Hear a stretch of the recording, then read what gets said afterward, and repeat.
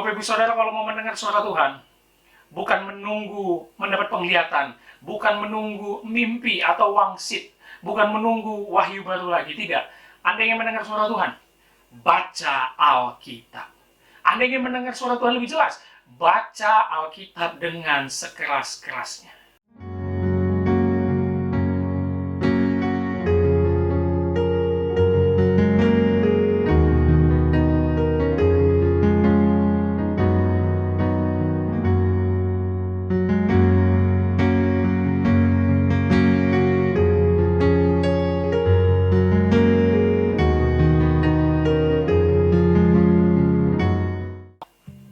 Shalom saudara sekalian, puji Tuhan kembali lagi dalam program kita Hanya Alkitab Sola Scriptura. Hari ini kita akan belajar suatu hal yang sangat penting, mendasar, tapi ini menjadi hal yang paling utama dalam iman kekristenan.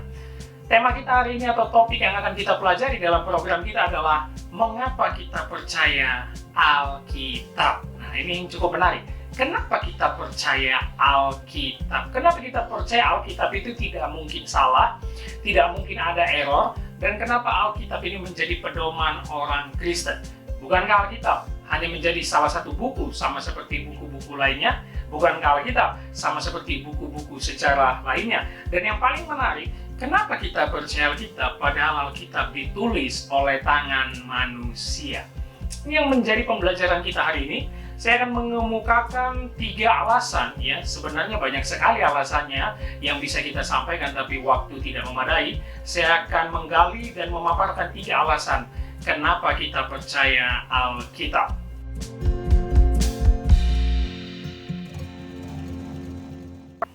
Yang pertama, kenapa kita percaya Alkitab? Karena ini adalah pernyataan langsung atau klaim dari Allah itu sendiri. Nah, kenapa kita percaya Alkitab? Karena memang klaim dari Allah itu sendiri. Teman-teman yang menonton bisa membuka dari ayat kunci, yaitu 2 Timotius 3 ayat 16. 2 Timotius 3 ayat 16 yang berkata seperti ini.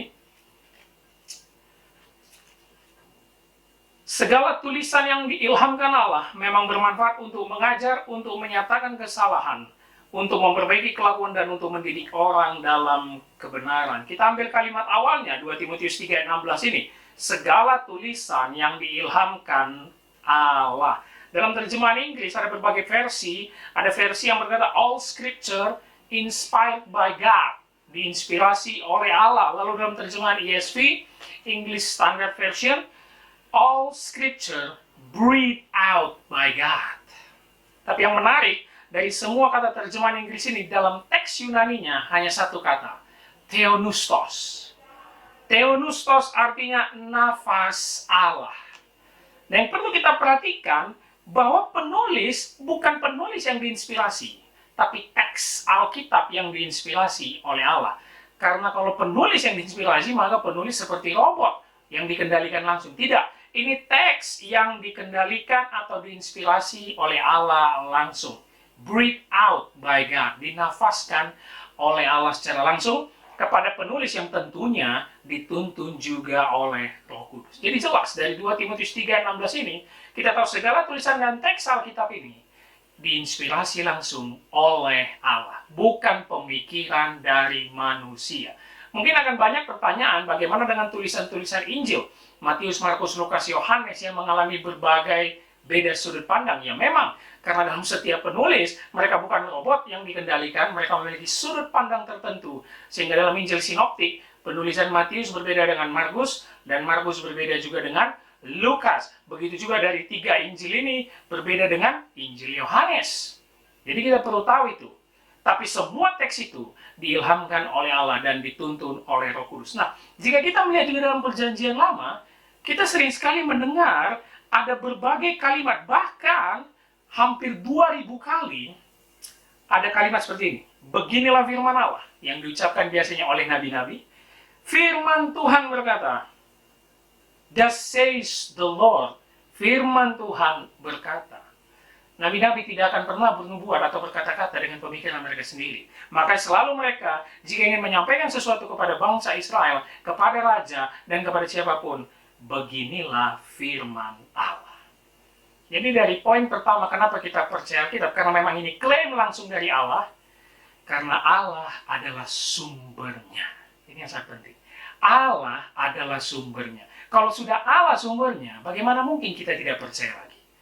Jelas ya.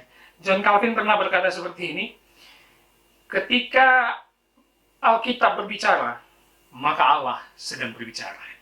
Ketika hamba Tuhan sedang berkhotbah di atas mimbar membacakan firman Tuhan, maka jemaat harus penuh perhatian karena Allah sedang berbicara melalui firman-Nya.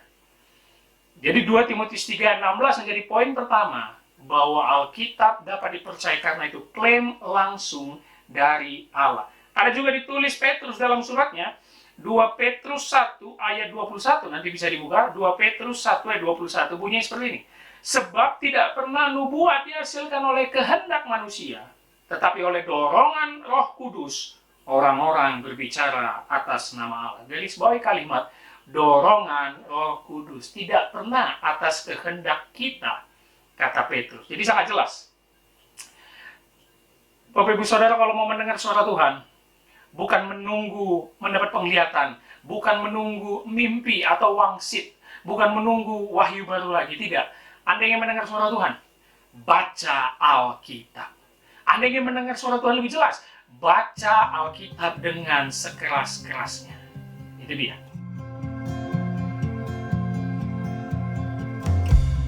Nah, yang kedua, alasan kenapa kita percaya Alkitab bukan sama seperti buku-buku lainnya, karena kesatuan yang sempurna dari Alkitab itu sendiri. Unity of the Bible. Kesatuan sempurna dari Alkitab itu sendiri. Perlu dijelaskan di sini, kita harus tahu, Alkitab yang sudah dikanonisasi yang sah adalah 66 kitab. 39 perjanjian lama, 27 perjanjian baru. Dari 66 kitab yang ditulis dari jenjang waktu 1600 tahun, dengan 40, kurang lebih 40 penulis, dari 3 bagian benua yang menulis, dan profesi penulis yang berbeda-beda. Dari sekitar 40 penulis itu profesinya berbeda-beda. Ada raja, ada imam, ada nabi, ada nelayan, ada pemungut cukai. Lalu dengan bahasa penulisan, ada Aram, Ibrani, Yunani, dan tempat penulisan yang juga berbeda-beda dari tahun ke tahun. Ada ditulis dari atas Gunung Sinai, Istana Yerusalem, Pulau Patmos, Kerajaan Romawi. Tapi menunjuk kepada satu hal, Mesias Yesus Kristus. Bagaimana tentang nubuat Yesaya yang mungkin jaraknya dengan Yesus 700 tahun? Tepat dikutip dan ditafsir oleh Matius. Mereka tidak saling kenal. Rentang waktu yang begitu lama yang tidak saling kenal antara 40 menulis ini, tapi tujuannya satu, nubuatan tergenapi dalam pribadi Yesus Kristus sebagai Mesias yang dinanti bangsa Israel. Dan seluruh 66 kitab ini berbicara satu pokok bahasan, keselamatan. Sebelum keselamatan, dibicarakan juga tentang manusia yang berdosa. Jadi berbicara tentang dosa dan ada anugerah Allah. Semua dari 66 kitab dari Kejadian sampai Wahyu. Semua penulisan yang dilakukan 40 penulis yang berbeda ini tidak saling kenal. Hanya satu tujuannya, untuk menunjukkan Yesus Kristus satu-satunya juru selamat dunia. Sangat luar biasa. Ini yang disebut alasan unity of the Bible. Kesatuan yang sempurna dari Alkitab. Ya, bahkan dalam history fact, dari fakta sejarah, ada yang berkata ada cerita-cerita di Alkitab yang tidak masuk akal dan tidak diterima oleh para sejarawan. Misalnya, tentang Adam dan Hawa sebagai manusia pertama di dunia, di bumi, mereka tidak terima. Lalu tentang Bahtera Nuh, yang bumi ditenggelamkan oleh air bah. Lalu tentang penghukuman Sodom dan Gomora. Dan lalu tentang Yunus yang ditelan perut ikan. Kisah ini sering sekali dianggap dongeng belaka dari Alkitab. Tapi yang menarik, ketika kita membaca Perjanjian Baru, membaca hidup Yesus Kristus, dia pernah mengutip 4 kisah ini. Yang artinya apa? Ini fakta sejarah yang sah. Ini sangat jelas. Kesatuan dari Perjanjian Lama dan Perjanjian Baru tepat dan persis. Ada 350 nubuatan PL dalam Perjanjian Lama yang digenapi di Perjanjian Baru. Dan Perjanjian Baru mengutip 2.600-an kutipan dari Perjanjian Lama. Jadi betul-betul kesatuannya luar biasa. Karena 27% sampai 30% Alkitab itu isinya nubuatan, Bapak Ibu Saudara. Dan itu semua tergenapi dengan satu bagian yang sangat tepat. Jadi sangat luar biasa. Ya, jadi poin kedua kenapa kita percaya Alkitab? Karena kesatuan yang sempurna dari Alkitab itu sendiri. Bahkan jika kita melihat buku-buku sejarah atau nanti Bapak Ibu Saudara bisa googling, semua teks-teks dari Perjanjian Lama dan Perjanjian Baru, mulai dari yang dulu, itu ditemukan sangat banyak manuskripnya sampai sekarang. Jadi betul-betul eksistensi dari Alkitab ini terjaga dari ribuan tahun sampai sekarang. Ini yang menunjukkan bahwa Alkitab ini sah, ya. Bahwa Alkitab ini memang terjaga karena ini memang dari Allah langsung, tidak mungkin hancur, tidak mungkin musnah, ya. Kopi tertua dari Perjanjian Lama saja yang ditemukan di Laut Mati itu sekitar 1947 ditemukan naskah Laut Mati, ada isinya Yesaya, Mazmur, Imamat dan lain-lain yang katanya kecuali kitab Ester. Itu semua menunjukkan tulisan yang sama dengan kopinya yang lama. Jadi sangat jelas. Dan manuskrip Perjanjian Baru itu ada sekitar 6.000 bertaburan di seluruh dunia. 6.000 manuskrip Perjanjian Baru. Jika dibandingkan dengan tulisan-tulisan filsuf-filsuf lama yang sudah tidak bisa ditemukan lagi manuskripnya. Ini menunjukkan Alkitab memiliki kesatuan yang sempurna dan bahwa ini berasal dari Allah. Ya. Yesus pernah berkata seperti ini di Matius 4 ketika dicoba iblis, manusia bukan hidup dari roti saja, melainkan dari setiap firman yang keluar dari mulut Allah. Yesus berkata itu, bahwa manusia yang paling utama hidupnya dari firman Allah, dan itu adalah Alkitab. Ini sangat jelas. Ini membuat kita pegang teguh kenapa kita percaya Alkitab.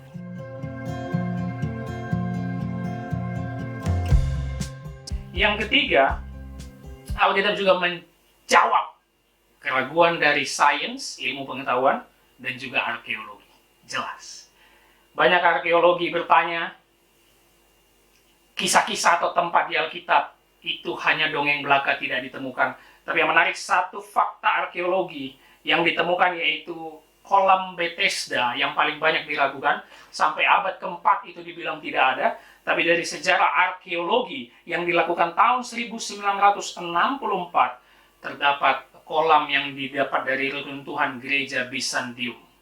Di situ terdapat kolam yang dianggap sebagai kolam Bethesda. Inilah penemuan arkeologi. Begitu juga dengan penemuan-penemuan tempat yang pernah ditulis Alkitab. Semua ditemukan ada. Ini sangat luar biasa. Bukan berarti semua tempat di Alkitab itu dongeng. Enggak. Semua ditemukan ada. Dan menjawab sains. Ya. Ada yang bilang dulu beberapa awal, seorang ilmu pengetahuan, ilmu bintang mengatakan bintang dapat dihitung. Ya kan? Tapi kita tahu bintang itu tidak dapat dihitung, Alkitab menjelaskan. Ya. Lalu ada yang berkata teori bumi datar, ya, bagaimana bumi ini sebenarnya. Apakah bumi datar? Tapi Alkitab mencatat di Yesaya 40 ayat 22, dia bertahta di atas bulatan bumi. Jadi ada hal-hal atau ayat di Alkitab menjelaskan untuk menjawab keraguan seorang ilmu pengetahuan. Menjawab seorang sains. Alkitab bisa menjawab itu dan menjawab tentang arkeologi. Dan perlu Bapak Ibu Saudara tahu, dalam ilmu pengetahuan ada tahap yang mereka terapkan sebagai pola bahwa sesuatu itu dianggap ada kalau ada waktu, time, kekuatan, force, action, tindakan, lalu ada space, ruang, dan ada sesuatu, matter, sesuatu hal yang terjadi. 5 ini yang dipakai seorang ilmuwan untuk mengatakan sesuatu itu ada atau enggak. Dan ketika kita back to Bible, Alkitab menjelaskannya bahkan dari mula. Kejadian 1 ayat 1. Pada mulanya Allah menciptakan langit dan bumi. Yang pertama apa tadi? Waktu, time, pada mulanya. Kekuatan, force yang melakukannya, pada mulanya Allah sebagai orangnya. Ketiga, action atau tindakan. Pada mulanya Allah menciptakan. Ini adalah suatu tindakan atau action. Yang keempat, space atau ruang. Pada mulanya Allah menciptakan langit dan bumi. Sehingga jadilah space dan matter atau sesuatu terjadi diciptakan Allah. Itu menjawab pola cara berpikir seorang ilmuwan untuk menyatakan sesuatu itu ada atau tidak. Kalau kita menjawabnya dari awal. Ini poin ketiga, kenapa kita percaya Alkitab. Karena seluruh permasalahan ilmu pengetahuan, arkeologi, dan sejarah, semua tercatat di Alkitab. Yesus disalib, itu sejarah mutlak. Ya. Kalau ada yang bilang Yesus tidak disalib, maka dia menyangkal kebenaran sejarah. Tidak perlu Alkitab menjelaskan Yesus disalib, karena sejarah pun menunjukkan Yesus disalib. Kita bisa melihat tulisan-tulisan orang Yahudi, pemuka-pemuka Yahudi dari zaman dulu. Josephus menulis bahwa Yesus disalib. Jadi sangat jelas secara itu memang ada. Jadi penemuan arkeologi menunjukkan kisah atau tempat di Alkitab betul-betul ada dan menjawab keraguan para ilmuwan atau sains. Ini 3 alasan yang bisa saya kemukakan. Kenapa kita percaya Alkitab? Kenapa kita yakin Alkitab bukan sebuah buku biasa yang sama seperti buku sejarah lainnya? Tidak. Dan kesimpulan saya apa? Kesimpulan saya ini bisa menjadi poin keempat. Kenapa kita percaya Alkitab? Karena Alkitab mengubah hidup kita. Bapak Ibu Saudara, Alkitab mengubah hidupmu. Itu yang menjadi penting. Alkitab mengubah hidupmu. Pemazmur berkata, firman-Mu pelita bagi kakiku dan terang bagi jalanku. Kita sedang berada di dunia kegelapan. Tapi dengan mengandalkan firman Tuhan, dengan tekun merenungkan Alkitab siang dan malam, itu akan mengubah hidupmu. Kau tidak sama dengan orang dunia. Firman-Mu pelita bagi kakiku dan terang bagi jalanku. Bahkan pemazmur juga mengatakan, Taurat-Mu adalah kesukaan. Ini yang sangat penting. Yesus pernah berkata di Matius 5 bagian khotbah di bukit, dia berkata seperti ini. Sesungguhnya selama belum lenyap langit dan bumi ini, satu iota atau satu titik pun tidak akan ditiadakan dari hukum Taurat sebelum semuanya terjadi. Matius 5 ayat 18. Satu iota atau satu titik pun yang dalam huruf Ibrani, huruf terkecilnya adalah yod, yang hanya begini, yod, itu tidak akan pernah lenyap. Semua tulisan yang diilhamkan oleh Allah ini tidak akan pernah lenyap, karena ini berasal dari Allah, kekal dan mengubah hidup. Bapak Ibu Saudara, teman-teman yang menonton program kita, mungkin Anda tetap banyak meragukan secara historis tentang Alkitab. Mungkin Anda banyak meragukan, ada beberapa ayat yang Anda bingung kenapa ini bisa ada. Jangan-jangan ini salah penulisan atau ini yang salah. Tapi yang satu saya pastikan, Alkitab mengubah hidup. Jika kau memang orang pilihan Tuhan, diberikan iman kepercayaan, maka ini menjadi fondasi dasar hidup. Ini yang menjadi kerinduan kami untuk membuat program Hanya Alkitab. Yo, saya mengajak teman-teman, kita andalkan Alkitab dalam hidup kita. Back to Bible, sebagaimana Bapak Reformator kita, Martin Luther, mengatakan Sola Scriptura. Amin. Shalom. Tuhan Yesus memberkati.